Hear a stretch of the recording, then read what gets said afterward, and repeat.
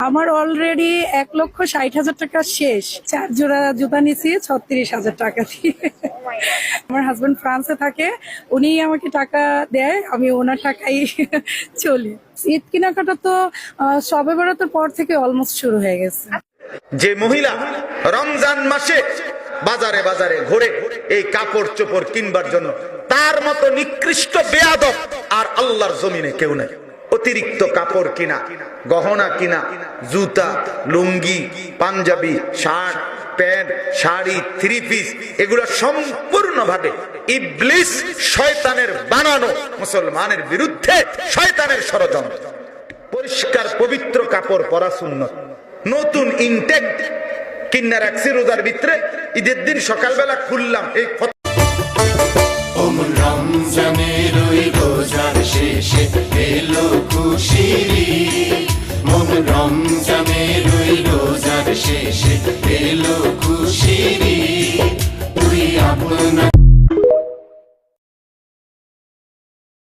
আজকে 2 দিন ধরে এই ভিডিওটা অনেক ভাইরাল হয়েছে। কি আছে ভিডিওটার মধ্যে সবাই একটু দেখবেন। নবী গো, আপনি যে ঘুমান না রাতে, দেখা দেন আশিকদের সাথে, নিয়ে যান আপনার রওজাতে, দরুদ ও সালাম ভেজিতে ইয়া নবী ইয়া রাসূল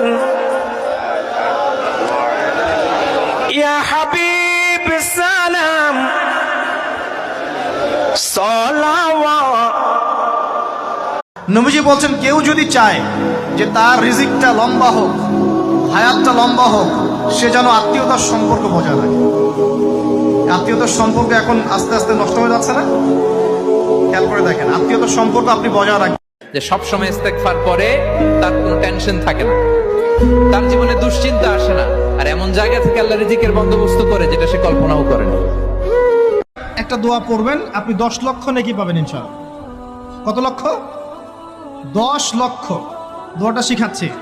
দোয়াটা হচ্ছে লা ইলাহা ইল্লাল্লাহ ওয়াহদাহু লা শারীকা লাহ লাহুল মুলক ওয়া লাহুল হামদ ইউহয়ী ওয়া ইউমীত ওয়া হুয়া হাইয়ুন লা ইয়ামুত বিয়াদিহিল খায়রু কুল্লুহু ওয়া হুয়া আলা কুল্লি শাইইন কাদির। একবার পড়লে 10 লক্ষ নেকি